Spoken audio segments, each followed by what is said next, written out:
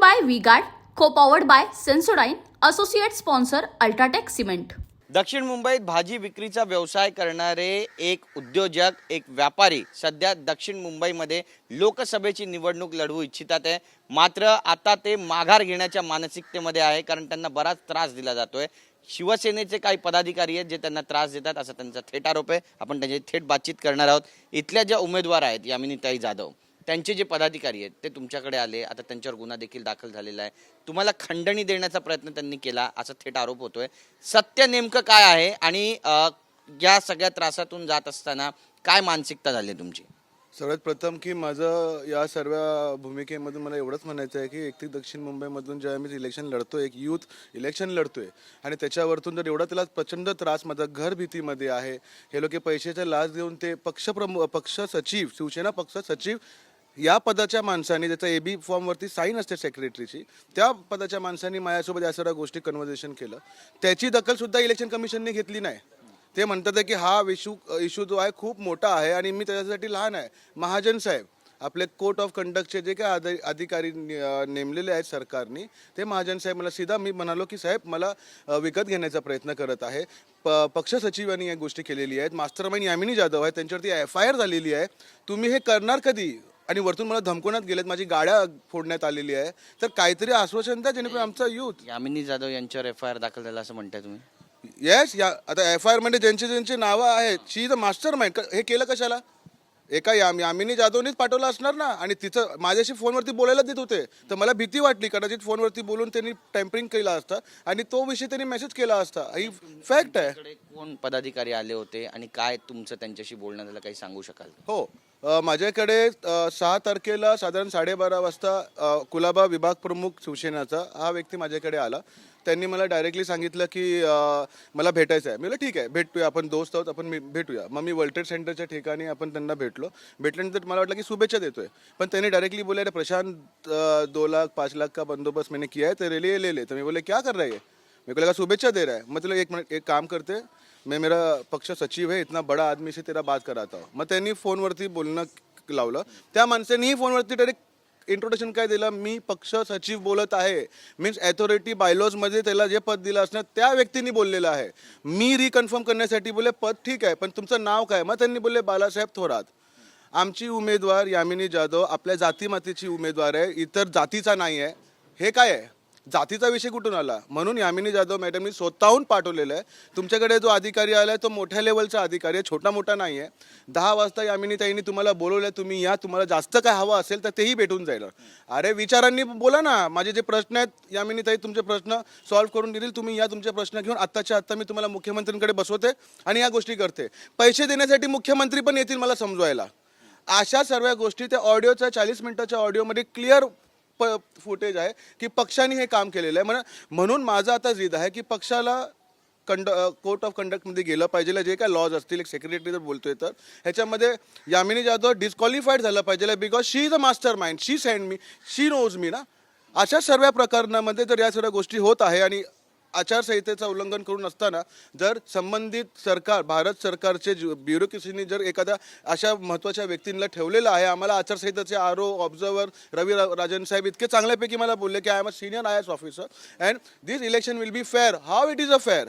महाजन साहेब सीधा बोलतात की माझा हा आपला इश्यू खूप मोठा आहे पक्षाचा, मी खूप लहान आहे त्यासाठी, आय एम टू स्मॉल. म्हणजे आता इलेक्शन कमिशनपेक्षाही मोठी झालेली आहेत. म्हणजे मला तर वाटलेलं की बाबा हे चिन्ह, हे एअर कंडिशन, हे मी प्रचार 10 दिवस जो माझा खराब केला, हे काहीच आता मला करायचं आहे. मी ठेवलं, माझ्याकडे पर्याय नव्हतं. म्हणून आता मी अमरण उपोषणाला जात आहे. यांना वाटतं की मी करणार नाही. आझाद मैदानला परमिशन देऊ नाही देऊ, मी माझ्या घरात, तिथे जर नाही दिला, मी कायद्याने घेऊन चालणारा माणूस आहे. कायद्याने जर मला तिथे परमिशन दिलं तिथे बसेन, तिथे जर नाही दिलं परमिशन तर इथे जोपर्यंत मला ती डिस्क्वालिफिकेशन याच 20 तारखेलाच्या आतमध्ये जर होत नाही तोपर्यंत मी माझा उपोषणला माघार घेणार नाही. दुसरी आणि महत्त्वाची बात अशी आहे की आता कितीही धमकवलं मला, कितीही गाड्या फोडल्या मला कुठलाही संताप देण्याचं काम केलं, मी माझी जीवाची पर्वा करणार नाही. इलेक्शनला एक यूथ उभा राहिला, त्याचा त्रास मला झालेला आहे. ह्यांना असं वाटत आलं की मी जिंकतोय की काय. अरे विचारांनी जिंकतोय मी. तुम्ही या ना, 10 वर्ष काय केलं नाही, तुम्ही मोदींच्या नावाने जिंकते. मला आता मी मत टाकू मोदीला जिंकवण्यासाठी. अरे माझ्या विकासाचं काय? मी मत टाकू गद्दारगिरी, एका पक्षाच्या माणसांनी दुसऱ्या पक्षाच्या माणसाला गद्दारगिरी केली म्हणून मी मत टाकू? अरे माझं विकासाचं काय? नाही, पण तुम्ही मग माघार का घेताय? तुम्ही निवडणुकीवर ठाम का नाहीयेत? माघार का घेताय तुम्ही? इलेक्शन कमिशन स्वतः म्हणते की एक काम करा, यामिनी जाधव जेव्हा जिंकतील ना तेव्हा तुम्ही कोर्टात जावा आणि हे सर्व जे प्रोसिजर तुमच्यासोबत झालेले आहेत हे तुम्ही त्याला अटॅच करा रिट पिटिशनमध्ये, म्हणजे तुम्हाला न्याय भेटेल आणि ती हारेल. म्हणजे शिवसेना हारेल आणि शिवसेना जिंकेल. समजा यामिनी जाधव फर्स्टमध्ये जिंकली, ती डिस्क्वालिफाईड झाला, तर रूल आहे सेकंड नंबरला तिथे चान्स भेटतो आणि तो खासदार बनून जातो. रिइलेक्शन होणार आहे का? फालतूमध्ये हे पूर्ण प्लॅन अप आहे. हे दोन्ही गट एकच आहेत, हे आपल्याला गुमराह करत आहेत. आता बघा ना, पक्षांमध्ये विरोधामध्ये पण शिवसेना आहे, सरकारमध्ये पण शिवसेना आहे, विरोधामध्ये पण राष्ट्रवादी आहे, सरकारमध्ये पण राष्ट्रवादी आहे, आणि बीजेपीच्या नावाने काँग्रेस बीजेपीमध्ये आहे आणि इथे काँग्रेस आहे. बाकी दुसरं काय नाही, सेम मिक्स आहे त्यांना. म्हणजे आता आपण एवढेच आहोत, आता आयुष्य 100 वर्ष आपणच राज करायचं आणि आपले पोरं राज करतील. आमच्यासारखा सामान्य व्यक्ती, प्रश्न मांडणारा, विचार पॉलिसी बनवणारा, अशा सर्व परिस्थिती. अरे तुमचं एज्युकेशन कुठे? हे बघा, हे अजूनपर्यंत गटर वॉटर मीटरमध्ये नगरसेवकच्या इलेक्शन्समध्ये हे लोक काम करतात. या राहुल नार्वेकरने, म्हणजे नाव कोणाचं घेत नाही मी, पण हे अधिकारी आहेत ना, महाराष्ट्राला अध्यक्ष भेटला 2 तुकडे करणारा, त्याचा स्वतःचा वॉर्ड बघा कसा आहे. मी यॉटमध्ये माझे पैसे लपवलेले नाही आहेत. मी हेरिटेज बिल्डिंगला ऑफिस होऊ शकतो का? हेरिटेजला एक खिल्ला मारू शकत नाही आपण. ह्या लोकांनी पुन्हा हेरिटेज बिल्डिंगला ऑफिस बनवून टाकलेलं आहे आणि त्याच ऑफिसमध्ये तेलगीचे paper. It was a sealed building. तिथे तेलगीचं प्रकरण झालं होतं. आपल्या भारताला सर्वात मोठा क्रायसिसमध्ये पाडणारी गोष्ट तिथे घटना घडली होती आणि त्या ठिकाणीचे ऑफिस ह्याला कसे काय आले? तो बंगला ह्याच्याकडे आला कसा काय 2 वर्षात? असे सर्व माणसं स्वतःचं हे करणं आणि आम्हाला फक्त एक प्रॉप असतात ना, हे गरीब इधर आ, इसको मैंने मदत किया, चल भाग. आणि आपलं पोलिसांकडून सहकार्य मिळत आहे का? हो, आपले सिनियर इन्स्पेक्टर कफपरेडचे जे आहेत त्यांच्याकडून टोटल जितकं फास्टमध्ये करतायत, जे खरं आहे ते खरं आहे. त्यांनी मला सहकार्य केलं, पोलीस बंदोबस्त त्यांनी मला प्रोटेक्शन दिलेलं आहे आणि पूर्णपैकी सहकार्य केलं. पण त्या FIRचं काय कामच नाही. ते FIR मी फाडून टाकतो तो FIR पण, कारण FIR झाल्यानंतर इलेक्शन कमिशनने त्याच्यावरती दखल घेतली पाहिजे. इलेक्शन कमिशन बोलतो आय एम टू स्मॉल. मग मी अपक्ष, जितके पण अपक्ष उमेदवार आज मध्य मुंबईमधून, दक्षिण मुंबईमधून जे उभे आहेत, तुम्हाला नावासाठी उभं केलं जातं आहे, जेणेकरून जनतेला, कुठली जनता, ज्यांना ह्यांनी सालोसालानी हे केलं आहे, दिशाभूल केलेली आहे, अशा जनतेला वाटलं पाहिजे की फक्त आमचेच पोरं आणि आमचे नेते उभे नाही राहत, आम्ही सामान्य नेत्यांना पण अपक्ष म्हणून उभं करायला देतो. एवढंच हे आहे. EVM machine plus Yamini Jadhav ज्या आहेत त्यांना सुद्धा याबद्दलची विचारणा करण्यात आली, पण त्यांनी म्हटलंय की या प्रकरणाशी त्यांचा काही संबंध नाहीये. हां, आता तुम्ही सांगा, आता उद्धव साहेब जे पक्षाचे अध्यक्ष आहेत, ठीक आहे, ते कॅन्डिडेट म्हणून उभे आहेत का? नाही. पण त्यांनी जर कोणाच्याबद्दल जर बोलते, ह्याचा अर्थ त्या कॅन्डिडेटनीच बोललेला आहे ना.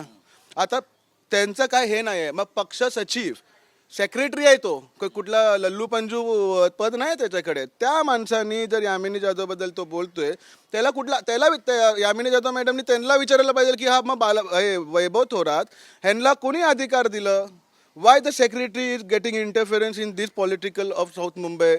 हे का 10 वाजताची मीटिंग मला ऑफिसमध्ये लाईनअप केलं? यामिनी जाधव मॅडम, तुमच्यासोबत मी फोनवरती बोललो नाही, ते माझं एक तुमच्यासाठी चांगलं काम समजा.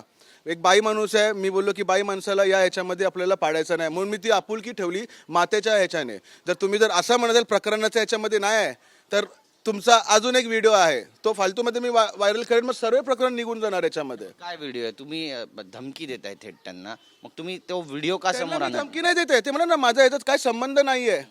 तर माझे कन्व्हर्सेशन झालेले आहेत, मला फक्त एक फेअर निवडणूक. कन्व्हर्सेशन मध्ये काय आहे? अरे माझा माणूस तुमच्याकडे येणार आहे, थोडंसं बोलून घ्या तुम्ही. हे डायरेक्ट मेसेज ज्या माणसाने माझ्याकडे मेसेज पोचवला ना, ते बायकालाच राहतात. 10 लाखाची आधी ऑफर होती मला. माझं रिगलचं ऑफिस होतं, आम्ही लोक एक आंदोलन करणार होतो, त्याच्यामध्ये आम्ही इथे मुद्दा मांडण्यासाठी 500 उमेदवार उभे करणार होतो.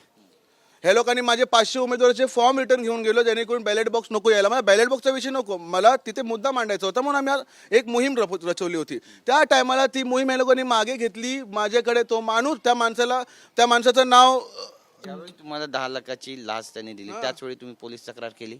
नाही, पण त्या टायमाला जो व्यक्ती होता ज्यांनी मला यामिनी जाधवच्या रिप्रेझेंटेटर म्हणून आदित्य माहिमकर, ज्याची भायकलामध्ये माहिमकर रेसिडेन्सी म्हणून हे आहे, तो आज यामिनी जाधवचा प्रचार करत आहे.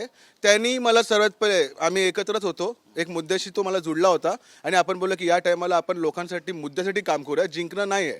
आमदारकीला बघूया, नगरसेवकाला बघूया, त्यावेळेस आपण करूया. पण आता मुद्दा भेटला पाहिजे, मुद्दा गेला पाहिजे, आपले लोकांचे गरिबांचे प्रश्न सॉल्व्ह झाले पाहिजे. अशा मुद्द्यातून आम्ही एकत्र झालो. एंड मोमेंटला ज्या टायमाला 26 तारखेला फॉर्म भरण्याची सुरुवात होती, 26 तारखेला आम्ही ओल्ड कस्टम हाऊसमधून कमीत कमी 60 फॉर्म घेऊन आलो. त्या दिवशी ओल्ड कस्टम हाऊसला 2च्या नंतर कोणाला फॉर्मच दिलेत गेले नाही, कारण फॉर्मच संपले. ते आम्ही लोकच घेऊन आलो होतो. आमची तयारी होती. सेकेंड डे मला म्हणतात है कि चिराग पासवान जी ने बोला है कि एनडीए का सब समर्थन हुआ है, 5 में से 4 उनको मिला है, एक राज्यसभा का दे रहे, तो मेरे को पीछे हटना है क्योंकि जब जेपी नड्डा का मेरे साथ बहुत अच्छा नेटवर्क था. आहे नाही माहिती नाही, पण तो बोलला, त्याला विचार आहे. त्याच्यानंतर ते बोला की ठीक आहे तुम हटो, मैं मुहिम चलाता हूं. 26 तारखेला आमचे सर्वांचे फॉर्म घेऊन गेले. त्या माणसांनी लुबाडून आणले नाही. मग शेवटचा तारीख आली 2 तारीख. त्याला बोललो की आता तरी आम्हाला फॉर्म भरण्यात आपण जाऊया. त्या माणसांनी बोला की नाही, आपने को यामिनी यादव के लिए हेल्प करना है, मेरी बहन है वो, मेरा तुमको तो मालूम है दगड़ी चल से भी मेरा अच्छा है, तो उसके लिए हम एक लाइनअप में है. आपको 10 लाख और हर एक कैंडिडेट का हम 10 लाख करके अपन ये करेंगे. कैंडिडेट को 2 लाख बांटेंगे और अपन बाकी का सब रखेंगे. मैं बोलो मैं इसके लिए नहीं खड़ा था, धन्यवाद, थैंक यू, और मुझे यामिनी जाधव मैडम के पास नहीं आना है. आज तो व्यक्ति म्हणजे कोण? आदित्य माहिमकर. आपको नाम ही चाहिए था ना, लो अभी आदित्य माहिमकर. हा व्यक्ती हर एक यामिनी जाधव यांच्या प्रचाराला राईट हँड लेफ्ट हँड म्हणून उभा आहे. आणि मी त्यांच्याशी संबंध ठेवलेत की नाही ठेवलेत, सर्व व्हिडिओ, सर्व ऑडिओ, सर्व माझ्याकडे आहे. ते सर्व तुम्हाला देतो. आमची ती तयारी. आता बोला त्यांना विषय सांगितलं. पुढचं पाऊल तुमचं काय असणार आहे? आता मला समजलेलं आहे ही डेमोक्रेसी नावासाठी आहे. आपण कुठल्या तरी आतंकवादी देशात राहतोय तसं मला फील झालं. धमकोनापासून या सर्व गोष्टीपासून माझा विश्वास ॲज अ कॅन्डिडेट, माझा विश्वास उडालेला आहे. बघा, मी प्रचार पण नाही करत आहे, कॅन्डिडेट पण नाही आहे. मी हे पण आतमध्ये लपवलं, कारण काय फायदा नाही आहे. माझा विश्वास या सिस्टमवरनं उडलेला आहे. रवी राजन साहेब, माझा विश्वास ॲज अन ऑब्झर्वर तुम्ही आहात. तुम्ही माझ्यावरती काही ऑब्झर्वेशन ठेवलेलं नाही. तुमच्यावरतून माझा विश्वास उडालेला आहे. आरोनवरतून माझा विश्वास उडालेला आहे. पूर्ण इलेक्शन प्रक्रिया जी काय आहे, ही सिस्टमच पॉवरवाले मंत्र्यांना, त्यांच्या मुलांना जिंकण्यासाठी सक्षम आहे. म्हणून आम्हाला आमचा टाईम, आमचा जीव धोक्यात टाकून हे निवडणूक प्रक्रियेमध्ये जायचं नाही. इथे तालिबानी इलेक्शन्स होतात. म्हणून किती केलं माझ्या परिवाराला, माझ्या मित्रांना मी हवंय. माझे विचार आणि काय करू, विचार पोचणारच नाही. म्हणून मी माझा अविश्वास, माझा जो बनलेला आहे सरकारवरती, या इलेक्शन प्रक्रियावरती, म्हणून मी हे आजपासूनच, कालच आम्ही हे सर्व बंद केलं. आणि शेवटचा जो मला अधिकार आहे, तो पण आता देतील की नाही माहिती, तो मोर्चा न घेता आपल्याला जे उपोषणाला बसायचं आहे ते उपोषणाला मी बसणार आहे. अमरण उपोषणाला बसणार आहे. न खाणार न पिणार, जीव गेला माझा तरी चालेल, पण आज जिद सोडणार नाही, हे मात्र नक्की आहे. माझा शेवटचा आता उपाय हेच आहे की मी आझाद मैदानला उपोषणाला आजपासूनच बसायला जातोय. आमच्याशी बोलल्याबद्दल. ते अत्यंत गंभीर स्वरूपाचे आरोप आहेत हे, आणि या आरोपानंतर आता नेमकी निवडणूक आयोगाकडून काय प्रक्रिया केली जाणार आहे आणि पोलिसांकडून काय कारवाई केली जाणार आहे पाहणं महत्त्वाचं ठरेल. कॅमेरा पर्सन खंडूराजचा Girish Gaikwad, TV9 Marathi, Mumbai. Brought to you by V-Guard, co-powered by Sensodyne, associate sponsor Ultratech Cement.